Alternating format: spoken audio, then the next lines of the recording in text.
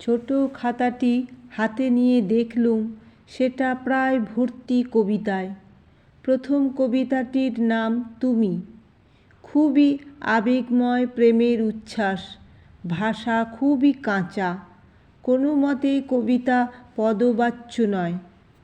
পরের পাতাগুলোতেও একই ব্যাপার। বিশেষ কোনো একজনকে উদ্দেশ্য করেই এগুলি লেখা হয়েছে তা স্পষ্ট বোঝা যায়। সব কবিতাগুলো পড়বার দরকার নেই, তবু আমি খাতাটা হাতে নিয়েই খানিকটা সময় নিলুম। অন্যদের যা বলি তা কি একেও বলা যাবে? অল্প বয়সী ছেলেমেয়েদের বলি ছন্দের চর্চা করতে, অনেক লিখে আগে হাত পাকাতে। 60 বছরের এক মহিলা কবে আর হাত পাকাবেন? রত্না রায়চৌধুরী বললেন, এই আমার জীবনের প্রথম কবিতা, বুঝলে সুনীল। আমাদের বয়সে কেউ কোনো দিনও কবিতা লেখেননি। আমি নিজেও তো জীবনে কখনো কবিতা লেখার কথা ভাবিনি। দেখতেই তো পাচ্ছ, বাংলা বানান ভালো জানি না, এখন বাংলার থেকে হিন্দি ভালো বলতে পারি। তাহলে হঠাৎ বাংলায় কবিতা লেখার কথা মনে হলো কেন আপনার? ঠিক বলেছ, হঠাৎ, একদম হঠাৎ। কেন যে লিখলুম তা আমি নিজেই জানি না। হঠাৎ একদিন মাঝরাত্রিরে ঘুম ভেঙে গেল। আমি ধড়মড় করে উঠে বসলুম। তারপর আমার মুখ দিয়ে বেরিয়ে এলো, ভুল করেছি, তোমার কথা শুনিনি, তুমি ভুল বুঝো না আমায়। ওগো, কান্না আমার ঝর্ণা হয়ে হারিয়ে গেল কোথায়। আমি নিজেই একেবারেই অবাক। এর মানে কি? এরকম কবিতার মতন কথা কি করে বেরিয়ে এলো আমার মুখ দিয়ে? শুধু একটা নয়, আরও বলতে লাগলুম। বুঝলে, আমার স্বামী পাশের খাটে ঘুমিয়ে আছে। আজকালও আমার সঙ্গে শোয় না। আমি জোরে এইসব বলে যাচ্ছি, তাও জাগলো না। রোজ ড্রিঙ্ক করে তো, সহজে ঘুম ভাঙে না। আমি মুখ নিচু করে হাসতে লাগলুম। এ যে দেখছি বাল্মীকির মতন ব্যাপার। হঠাৎ একদিন মুখ দিয়ে ঝরঝর করে বেরিয়ে এলো কবিতা। মুখ তুলে দেখি রত্না রায়চৌধুরী স্থিরভাবে তাকিয়ে আছেন, তার দু চোখ দিয়ে জল গড়াচ্ছে। এই অবস্থায় কঠোর কথা বলা যায় না। আমি উঠে দাঁড়িয়ে বললুম, খাতাটা রেখে যান, আমি পরে ভালো করে পড়ে রাখব। আজ আমায় এখনই বেরুতে হবে। উনি হাত তুলে বললেন, আর একটু বসো প্লিজ, আমি অনেক দূর থেকে এসেছি, আমার আর একটু কথা আছে। হতাশভাবে বসে পড়লুম। বলুন। যেদিন রাত্রিরে এরকম হলো, তারপর দিন সকালে ভাবলুম ওসব বোধহয় স্বপ্ন দেখেছি, কিন্তু লাইনগুলো সব মনে আছে। এই সব লাইন কে বানালো? লিখে রাখলুম এই খাতাটায়। তারপর 2-3 দিন আর কিছু হলো না। খাতা নিয়েই কিন্তু লেখার চেষ্টা করলুম, কিছু মাথাতেই আসে না ছাই, একটা লাইনও বানাতে পারি না। তারপর আবার একদিন মাঝরাত্রিরেই ঘুম ভেঙে গেল। কে যেন জোর করে আমায় টেনে তুলল। আবার আমি গড়গড় করে কবিতা বলতে লাগলুম। খুব ভালো কবিতা, এসব আগে কেউ লেখেনি, কোনো বইয়েতে নেই, আমার নিজেরই বানানো। এসব কবিতা অন্য কারুকে দেখিয়েছেন? প্রথমে ভেবেছিলুম শুধু একজনকেই দেখাবো, কিন্তু তাকে যে পাওয়া যায় না, কখন কোথায় থাকে তার ঠিক নেই, সারা পৃথিবী ঘুরে বেড়ায়। তাই একদিন আমার স্বামীকে বললুম। ও কি বলল জানো? কি? কি বলো তো, আন্দাজ করো। দেখুন, আপনার স্বামীকে তো আমি চিনি না, কি করে আন্দাজ করব তিনি কি বলবেন? ও বলল, আবার তুমি পাগলামি শুরু করেছ, এসব কবিতা না তোমার মুন্ডু। ও খাতাটা ছুঁড়ে ফেলে দাও আস্তা করে। ভাবতে পারো কেউ বলতে পারে এরকম কথা? আমার মনে হলো ভদ্রমহিলার স্বামী খুব একটা ভুল কিছু বলেননি, কিন্তু আমি কৃত্রিম সমবেদনা দেখিয়ে বললুম, তাই নাকি? হ্যাঁ, ও তো এই রকমই কথা বলে। সারা জীবনই তো আমার কোনো ব্যাপারে ওর উৎসাহ নেই। আমি বিয়ের আগে নাচ শিখেছিলুম জানো, ও নাচ বন্ধ করে দিয়েছে।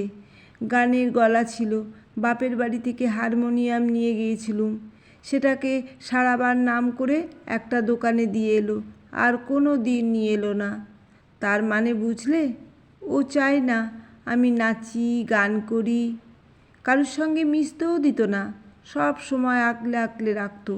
আমি সুন্দরী ছিলাম তো, তাই ভয় ছিল আমাকে যদি অন্য কেউ নিয়ে যায়। এবার আমি ভালো করে তাকিয়ে দেখলুম ভদ্রমহিলা যে কিছুদিন আগেও যথেষ্ট সুন্দরী ছিলেন তাতে কোনো সন্দেহ নেই। উনি তখন আমার কাছে আসেননি কেন? রত্না রায়চৌধুরী আঁচল দিয়ে চোখ মুছে বললেন, গান বাজনা নাচ সব ছেড়ে দিলুম। কেন জানো? ওর জন্য। ওকে আমি সত্যি ভালোবাসতুম যে। ও তার কোনো মূল্য দেয়নি, বাড়িতে পুতুল বানিয়ে রেখেছিল, এখনও তাকিয়েও দেখে না আমার দিকে। একসময় একজন আমার মূল্য বুঝেছিল, আমাকে ভালোবেসেছিল, তখন বুঝিনি, তখন তার ডাকে সাড়া দিইনি। ভদ্রমহিলাকে এখন কথার নেশায় পেয়ে বসেছে। আমি আর একটি সিগারেট ধরিয়ে জিজ্ঞেস করলুম, আপনি আমার ঠিকানা পেলেন কোথায়? হঠাৎ যেন ঘোর ভেঙে গেল। কথা থামিয়ে ভদ্রমহিলা আমার দিকে আবার তাকিয়ে রইলেন এক দৃষ্টে। বাইরে কেউ দরজার বেল দিতেই আমাকে উঠে যেতে হলো। সেরকম কেউ নয়, একজন ফেরিওয়ালা। ফিরে এসে দাঁড়িয়েই বললুম, তাহলে এই পর্যন্ত আজ থাক, আপনি এই রবিবার সকালে আসুন না। মিনতি মাখা চোখ হলেও খানিকটা আদেশের সুরে তিনি বললেন, আর একটু বসো, আমি একা চলাফেরা করতে পারি না। আমার ভাসুরের বাড়িতে এসে উঠেছি, আজ ওদের একটা গাড়ি পেয়েছি, রোজ তো পাবো না। আমি আবার বসলুম। তোমার লেখাটেখা আমি আগে বিশেষ পড়িনি, বই পাই না তো ওখানে। আমার এক দেওরের মেয়ে কবিতা টবিতা লেখে, তাকে আমার এই খাতাটা একদিন পড়ালুম। ও বললে, জ্যাঠাইমা তুমি এগুলো সুনীল বাবুকে দেখাও, উনি ঠিকঠাক করে ছাপার ব্যবস্থা করে দেবেন। আমি সঙ্গে সঙ্গে বিমর্ষ মুখ করে বললুম, কিন্তু আমার তো ছাপিয়ে দেওয়ার কোনো ক্ষমতা নেই।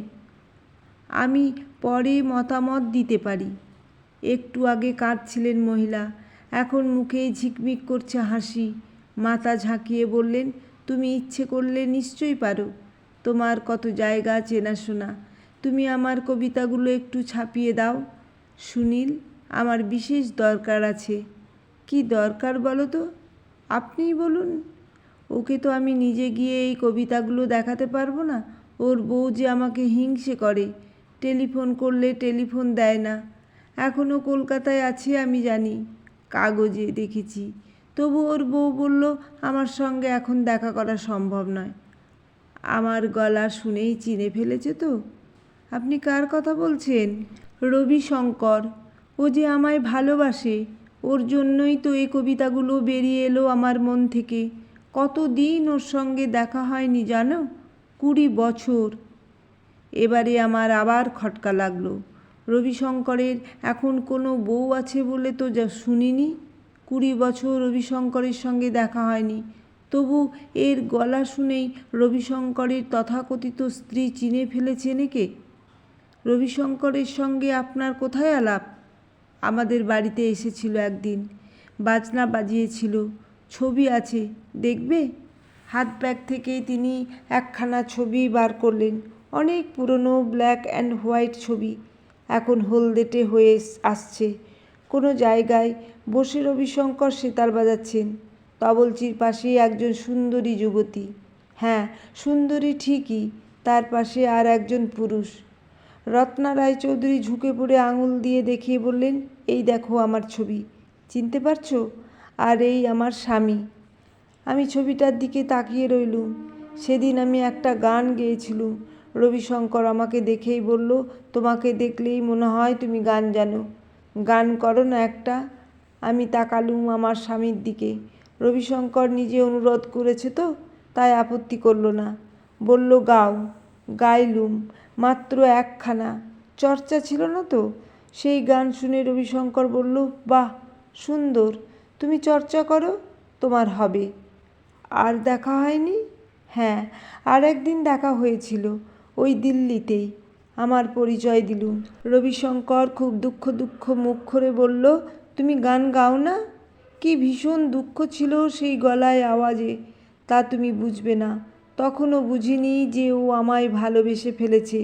আমি ঘরের বউ হয়েই থাকতে চেয়েছিলুম।